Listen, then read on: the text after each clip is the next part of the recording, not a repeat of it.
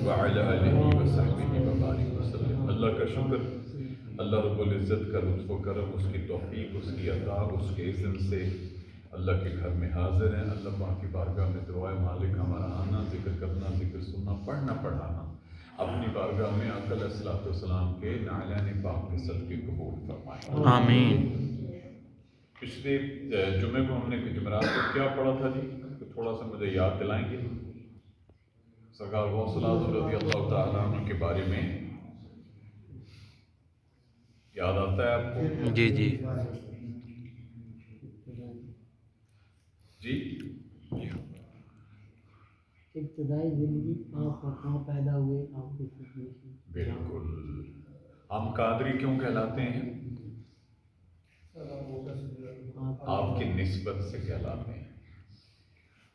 اور چشتی ہوں، سہروردی ہوں، نشائی ہوں، کوئی بھی سلسلہ ہو، لا محالہ ہر کسی کے پیران پیر دستگیر مرشد سرکار غوث الاعظم رضی اللہ تعالیٰ عنہ ہیں۔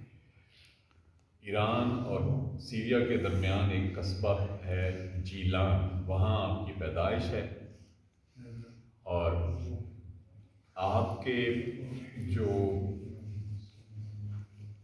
علمی جو خدمات، اس کا جو دروس آپ دیا کرتے تھے، اس کا تھوڑا سا میں نے خاکہ دیا تھا، اس کو مزید آج ڈسکس کریں گے۔ اور مقصد آپ کی کرامات کو پڑھنا یا سنانا نہیں ہے، مقصد کیا ہے؟ آپ نے ہمیں جو سکھایا، اگر آپ کی نسبت سے ہم قادری کہلائیں یا آپ کی نسبت سے ہمارے نام کے ساتھ ایک نسبت لگے اور اس نسبت کا رنگ ہمارے کردار میں نہ آئے، شخصیت میں نہ آئے، ہمارے گھر میں نہ آئے، ہمارے بچوں میں نہ آئے، تو لمحہ فکریہ ہے، اس پر غور کرنا پڑے گا کہ کیوں۔ اس پر بات کریں گے، اور اس کے لیے پچھلے جمعے کو چونکہ بات تھوڑی سی تمہید ہو گئی تھی، تو آج خصوصی طور پر قرآن مجید میں نا سورہ کہف کا مضمون میں کوشش کروں گا کور کرنے کی 20-25 منٹ میں۔ آپ نے توجہ سے سننا ہے کہ قرآن مجید سورہ کہف کا یہ مضمون جو ہمیں بار بار سنایا جاتا ہے، اس کے پیچھے راز کیا ہے؟ وہ کون لوگ تھے جو اس غار میں جا کر چھپے؟ کیوں چھپے؟ وجہ کیا تھی؟ پھر غار کے اندر اللہ نے ان کی حفاظت 309 برس کی، 3 صدیاں، 300 پلس، کم نہیں ہے، 300 سے زیادہ سال۔ قرآن مجید میں بھی اللہ فرماتا ہے کہ صحیح عدد صرف اللہ کو معلوم ہے۔ جی اب ہم نے کیا پڑھنا ہے آج؟ نہیں، اصحاب کہف کو کیوں پڑھ رہے ہیں؟ کیونکہ سرکار غوث الاعظم رضی اللہ تعالیٰ عنہ کا مہینہ ہے، کل 11ویں شریف ہے، تو بڑی 11ویں شریف اس کو کیوں کہتے ہیں؟ چلے اس کو بھی اس لیے کہتے ہیں کہ یہ جمادی الثانی ہے، اور اتفاق کہ جو جمادی الثانی کی 11ویں رات ہوتی ہے،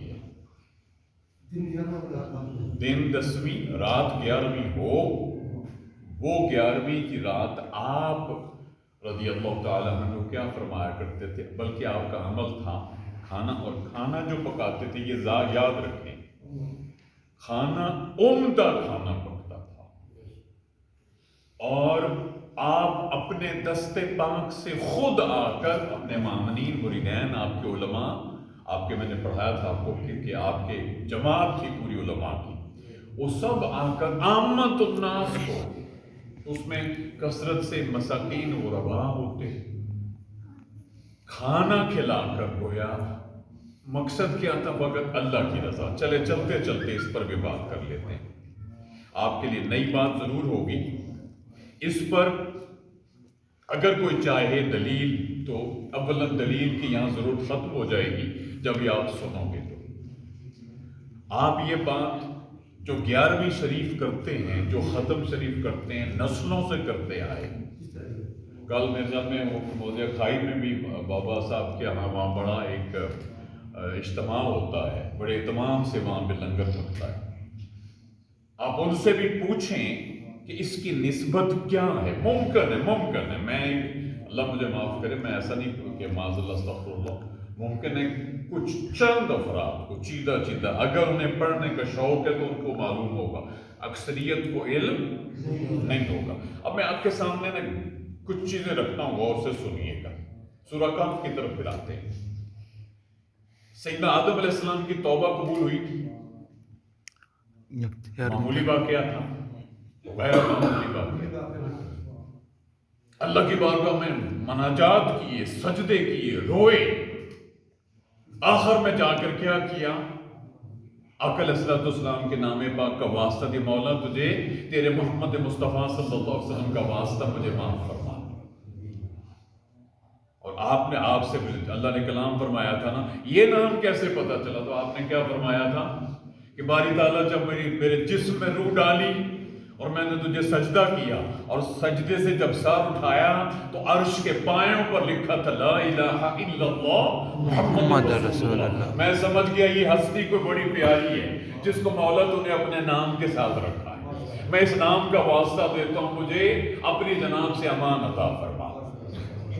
اور دوسری بات یاد رکھیں، نبی سے غلطی نہیں ہوتی، معاذ اللہ استغفر نہیں، نسیان ہوتا ہے. یہ مالک جانے یا اللہ کے پیغمبر، ہماری زبان اس کا گوارا نہیں کرتی. نہ ہم کہہ سکتے کہ اللہ کے نبی، معاذ اللہ خطا ہوتی ہے، غلط نہیں، ایسے الفاظ بھی ہمیں زیب نہیں دیتی. ادب کا تقاضا ہے. آدم علیہ السلام کی توبہ قبول ہوئی.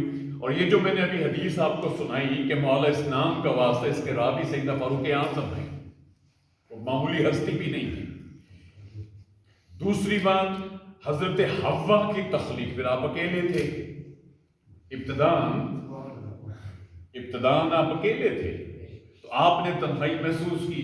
رب کائنات نے آپ کو سنگت کے لیے آپ کے ساتھ سیدہ حوا رضی اللہ تعالی سلام علیہ آپ کا ساتھ آپ کے لیے تخلیق فرمایا.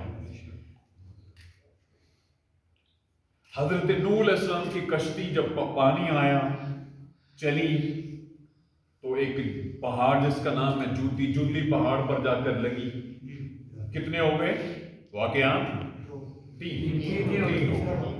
چوتھا، حضرت ابراہیم علیہ السلام کی مولود شریف، میلاد پاک، آپ نے تولد فرمایا. کس نے؟ حضور علیہ السلام کے جد امجد جناب ابراہیم خلیل اللہ علیہ السلام نے. پانچواں، جناب یونس علیہ السلام کو اللہ نے مچھلی کے پیٹ سے نکالا.